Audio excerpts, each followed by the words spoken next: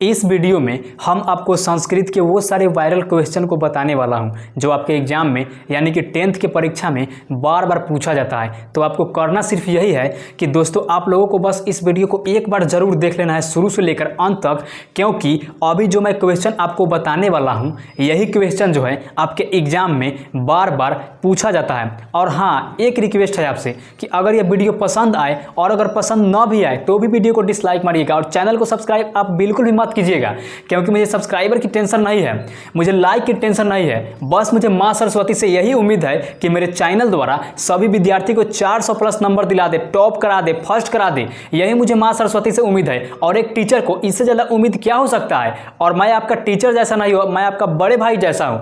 इसलिए आपका जो भी प्रॉब्लम हो, आपका जो भी क्वेश्चन हो, आप मुझसे पूछ सकते हैं, मैं आपका तुरंत रिप्लाई करूंगा। तो चलिए देख लेते हैं कि वो कौन कौन से क्वेश्चन है जो आपके एग्जाम में यानी कि 10th की परीक्षा में बार बार डालता है बोर्ड मेंबर। चलिए देखिए, फर्स्ट क्वेश्चन क्या है कि राजशेखर पटना के बारे में क्या कहा है। क्या कि राजशेखर पटना के बारे में क्या कहा है। तो राजशेखर यही कहा है। इसका आंसर है सिंपल सा, देखिएगा कि राजशेखर ने काव्य मीमांसा नाम की ग्रंथ स्थापित की और अपने ग्रंथ में सादर स्मरण करते हुए लिखा है कि यहाँ वर्षों पवर्स पाणिनि, पिंगल, व्याधि, वररुचि तथा पतंजलि जैसे कवि ने अपनी योगदान देकर ख्याति प्राप्त की है।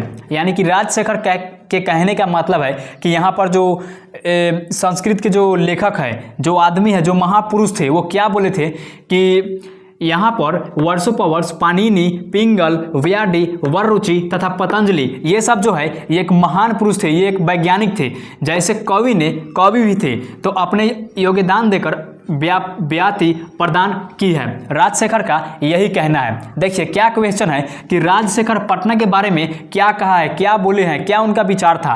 तो राजशेखर ने काव्य मीमांसा नाम की ग्रंथ में लिखते हुए, स्थापित करते हुए कहा, अपने ग्रंथ में सादर स्मरण करते हुए यह भी कहा कि यहाँ वर्षों पवर्स पाणिनि, पिंगल, व्याधि, वररुचि तथा पतंजलि जैसे कवि ने अपनी योगदान देकर ख्याति प्राप्त की है। इसका सिंपल सा आंसर है। अब देखिए सेकंड क्वेश्चन क्या है कि विजयांका को सर्वशुक्ला सरस्वती क्यों कहा गया है। क्या कि विजयांका को सर्वशुक्ला सरस्वती क्यों कहा गया है। तो देखिएगा, विजयांका नीलोत्पल दल के सम्मान थी। क्या विजयांका जो है यानी कि विजयांका एक लड़की थी, महिला थी, वो नीलोत्पल दल के सम्मान थी और श्याम वर्ण होते हुए भी, श्याम वर्ण यानी कि श्याम कलर होते हुए भी संस्कृत ने उसकी रचना हृदय को आह्लादित करती थी और इसीलिए दंडी ने उसे सर्वशुक्ला सरस्वती कहा। यानी कि कहने का मतलब है कि विजयांका को सर्वशुक्ला सरस्वती क्यों कहा गया था। जब तो विजयांका जो था वो नीलोत्पल दल के सम्मान थी और श्याम वर्ण होते हुए भी यानी कि श्याम रंग होते हुए भी संस्कृत ने उसकी रचना हृदय को आह्लादित करती थी। यानी कि हृदय जो था वो एकदम मन प्रसन्न करती थी, यानी कि खुश करती थी और इसीलिए दंडी एक आदमी था, तो उसी ने कहा था कि सर्वशुक्ला कहा गया, उसी ने इसे सर्वशुक्ला कहा। अब देखिएगा तीसरा क्वेश्चन क्या है कि आलसला में आग लगने पर क्या हुआ। एक क्वेश्चन है कि आलसला में आग लगने पर क्या हुआ। तो देखिएगा, आलसला में आग लगने पर सभी धूर्त लोग भाग गए। क्या आलसला में आग लगने पर सभी धूर्त लोग भाग गए और इसके बाद कुछ आलसी लोग भी भाग गए। यानी कितना सिंपल है, कितना आसान क्वेश्चन के साथ आंसर है। तो आपको करना कुछ नहीं है, बस वीडियो को पॉज करके इन सारे सब्जेक्टिव क्वेश्चन को आप उतारते चलिए या फिर वीडियो को एक दो बार देख लीजिएगा तो आपके दिमाग में पूरा बैठ जाएगा। देखिए क्वेश्चन क्या है कि आलसला में आग लगने पर क्या हुआ। तो इसका सिंपल सही आंसर है, याद रखिएगा। देखिए बोलते चलिए, क्या है कि आलसला में आग लगने पर सभी धूर्त लोग भाग गए। क्या किए? भाग गए और इसके बाद कुछ आलसी लोग भी भाग गए। तो यही है आपका सब्जेक्टिव क्वेश्चन। ये तो आपका 3 क्वेश्चन हो गया। अभी 7 सब्जेक्टिव क्वेश्चन और है जो आपके एग्जाम के लिए हद से ज्यादा इंपॉर्टेंट है। तो चलिए उसे भी एक बार बारीकी से देख लेते हैं। तो चलिए सबसे पहले इसे नोट कर लीजिए। तो अब चलते हैं अगले सब्जेक्टिव क्वेश्चन की ओर जो आपके एग्जाम में हद से ज़्यादा बार पूछा गया है। तो चलिए उसे एक बार देख लेते हैं। देखिए चौथा नंबर क्वेश्चन क्या है कि भारत महिमा पाठ के आधार पर भारत की लोगों की देशभक्ति कैसी होनी चाहिए। तो इसका सिंपल सा आंसर है, देखिएगा कि सभी लोगों की देशभक्ति राष्ट्र के प्रति यानी कि देश के प्रति, देश के लिए प्रेम के रूप में होनी चाहिए। यानी कहने का मतलब है कि सभी लोगों को यानी कि सारे लोगों की देशभक्ति जो है, अपना अंदर का जो प्रेम जो है देश के प्रति प्रेम के रूप में होनी चाहिए। हमें सर्वप्रथम अपने राष्ट्रीय हितों का ध्यान रखना चाहिए। जातिवाद, वंशवाद और आतंकवाद को भूलकर राष्ट्रवादी होनी चाहिए। यानी कहने का मतलब है कि सारे जात पात को भूलकर, क्या है नहीं है उसको भूलकर, वंशवाद और आतंकवाद यानी कि जो मारकाट जो होता है, आतंकवाद जो होता है, उसको भूलकर राष्ट्रवादी होना चाहिए। यानी कि एक देश के प्रति प्रेम होना चाहिए। 5वां नंबर क्वेश्चन क्या है कि देवगण किसका गुण करते हैं? क्या देवगण किसका गुण करते हैं? तो इसका सिंपल सा आंसर है कि भारत की भूमि अति प्रिय है, भारत की भूमि अति सुंदर है, भारत की भूमि अति लाजवाब है और यहाँ धर्म जाति का भेदभाव किए बिना अनेक प्रकार के लोग एकता के रूप में रहते हैं और यह भारत शोभनीय और संस्कार का गौरव है। यानी कहने का मतलब है कि भारत की भूमि जो है, भारत की धरती जो है वो एकदम अति प्रिय है, अति सुंदर है और यहाँ के लोग धर्म जाति भेदभाव किए बिना अनेक प्रकार के लोग एकता के रूप में रहते हैं। यानी कि कहने का मतलब अनेक प्रकार के लोग यहाँ पर राजपूत है, भूमिहार है, बावन है, पंडित है, ये सब जो है वो एकदम एकता के रूप में रहते हैं और यह भारत शोभनीय और संसार का गौरव है। यही इसका आंसर है 5वां नंबर क्वेश्चन का। अब देखिए 6 नंबर क्वेश्चन क्या है कि संस्कार का मौलिक अर्थ क्या है? इसका सिंपल सा आंसर है कि संस्कार संस्कृति का उपकरण है। क्या? संस्कार संस्कृति का उपकरण है। संस्कार व्यक्ति की रचना करता है। संस्कार जो है वो व्यक्ति का एकदम चाल ढाल जो है अच्छा स्वभाव देता है। संस्कार ना हो तो आदमी जो है मनुष्य के समान है और संस्कार के बिना मनुष्य जो है जानवर है। यानी कहने का मतलब है अगर इंसान के अंदर संस्कार ना हो, रचना ना हो, संस्कार के अंदर गुण ना हो तो क्या है वो एकदम पशु ही है, पशु के जैसा हो जाएगा।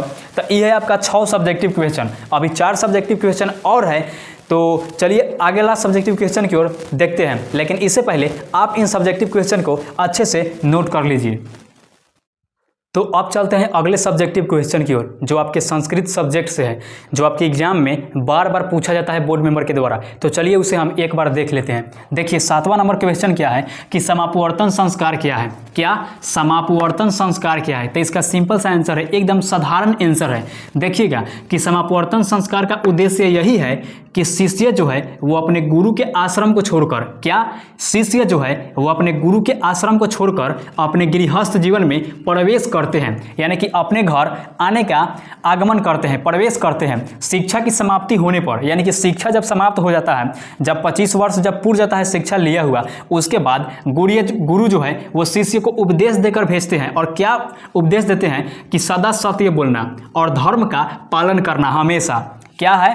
क्वेश्चन 7 है कि समापवर्तन संस्कार क्या है? तो इसका देखिएगा एकदम साधारण आंसर है। क्या? कि समापवर्तन संस्कार का उद्देश्य यही है कि शिष्य जो है वो अपने गुरु के घर या फिर आश्रम को छोड़कर अपने गृहस्थ जीवन में प्रवेश करते हैं। शिक्षा की समाप्ति होने पर गुरु जो है शिष्य को उपदेश देकर भेजते हैं। और क्या भेजते हैं? देखिए जैसे में सत्य बोलना और धर्म का पालन करना इत्यादि। 8वां नंबर क्वेश्चन क्या है? कुल की रक्षा कैसे होती है? तो इसका सिंपल सा आंसर है 2 लाइन में। देखिएगा कि कुल की रक्षा आचरण से होती है। क्या? कुल की रक्षा आचरण से होती है, यानी कि अच्छे विचार से, अच्छे स्वभाव से होती है। इसलिए हमें अच्छे आचरण का व्यवहार करना चाहिए। क्या? हमें अच्छे आचरण का, यानी कि अच्छा गुण, अच्छा स्वदेशी, अच्छा भेदभाव, अच्छा पहनावा, यही सब रखना चाहिए। यही है इसका आंसर कि कुल की रक्षा कैसे होती है। 8वां नंबर क्वेश्चन है। तो कुल की रक्षा आचरण से होती है, इसलिए हमें अच्छे आचरण का व्यवहार करना चाहिए। अब 9वां नंबर क्वेश्चन क्या है कि अपने प्रगति चाहने वालों को क्या करना चाहिए? एक क्वेश्चन है कि अपने प्रगति चाहने वालों को क्या करना चाहिए। तो इसका सिंपल सा आंसर है 2 लाइन में। देखिएगा क्या है कि अपने प्रगति चाहने वाले को जैसे निंद्रा, नींद, तंद्रा, ज्यादा खाना, भय, क्रोध, आलस्य और दीर्घ सूत्रता जैसे गुण को त्याग देना चाहिए। क्या? अपनी प्रगति चाहने वाले को क्या करना चाहिए? ये दोस्तों हर साल पूछता है, एग्जाम में बार बार पूछा गया है और 2023 के पेपर में भी पूछा गया है। तो आप जरूर एक बार क्वेश्चन पेपर को देख लीजिएगा। तो इसका सिंपल सा आंसर क्या है कि अपने प्रगति चाहने वाले को जैसे निंद्रा, तंद्रा, भय, क्रोध, आलस्य और दीर्घ सूत्रता जैसे गुण को त्याग देना चाहिए। ये हो गया आपका 9 सब्जेक्टिव क्वेश्चन जो आपके एग्जाम में बार बार पूछा जाता है। तो आपसे बस एक ही रिक्वेस्ट है, एक ही उम्मीद है कि इस वीडियो को आप जरूर देख लीजिएगा पूरा, क्योंकि अभी जो मैं क्वेश्चन आपको बता रहा हूं यही क्वेश्चन 10th के परीक्षा में बार बार पूछा जाता है। चलिए अब 10वें क्वेश्चन की ओर चलते हैं जो आपके एग्जाम के लिए हद से ज़्यादा इंपॉर्टेंट है। लेकिन इससे पहले आप इस क्वेश्चन को नोट कर लीजिए। तो अब चलते हैं लास्ट क्वेश्चन की ओर, यानी कि 10वें क्वेश्चन की ओर, जो आपके एग्जाम के लिए हद से ज़्यादा इंपॉर्टेंट है। चलिए देखिए लास्ट क्वेश्चन क्या है। 10वां नंबर क्वेश्चन है कि कर्मवीर कौन था। क्या कर्मवीर कौन था और उसके जीवन से हमें क्या शिक्षा मिलती है। कर्मवीर एक आदमी था, तो इसी के बारे में क्वेश्चन डाला है कि कर्मवीर कौन था और उसके जीवन से, उसके दैनिक जीवन से हमें क्या शिक्षा मिलती है। तो देखिएगा, कर्मवीर जो है राम प्रवेश था। कर्मवीर के कहने का मतलब है, कर्मवीर कहने का मतलब है कर्म के पुजारी, कर्म के अनुसार चलने वाला, कर्म के आधार पर पथ के रास्ते पर चलने वाला, कर्म के आधार पर काम करने वाला। तो कर्मवीर राम प्रवेश था और उसके जीवन से हमें यही शिक्षा मिलती है, उसके दैनिक जीवन से हमें यही शिक्षा मिलती है कि कठोर परिश्रम के द्वारा सब कुछ प्राप्त किया जा सकता है या हासिल किया जा सकता है, और मेहनत के आगे धन भी कुछ नहीं है। यानी कि मेहनत के आगे पैसा, धन, दौलत कुछ नहीं है। तो इसका सिंपल सा आंसर है क्या, 2 लाइन है, देखिएगा कि कर्मवीर राम प्रवेश था और उसके जीवन से हमें यही शिक्षा मिलती है कि कठोर परिश्रम के द्वारा सब कुछ प्राप्त या हासिल किया जा सकता है, और मेहनत के आगे धन भी कुछ नहीं है। तो दोस्तों यही है 10 सब्जेक्टिव क्वेश्चन जो आपके एग्जाम के लिए हद से ज़्यादा इंपॉर्टेंट है। तो हम उम्मीद करते हैं कि आपको ये 10 क्वेश्चन अच्छे से समझ में आ गया होगा और ये वीडियो भी अच्छा लगा होगा। और आपको तो हम बोल ही दिए हैं कि वीडियो को लाइक नहीं करना है, सब्सक्राइब बिल्कुल भी नहीं करना है, क्योंकि मुझे ये सब पसंद नहीं है। बस आप लोगों को 400 प्लस नंबर दिलाना है और फर्स्ट करवाना है और टॉप कराना है। तो चलिए बस वीडियो में इतना ही। अगले वीडियो में फिर मिलेंगे वायरल क्वेश्चन की ओर जो आपके एग्जाम में बार बार पूछे गए होंगे। तो चलिए बस वीडियो में इतना ही। तब तक के लिए जय हिंद, वंदे मातरम, ख्याल रखिएगा।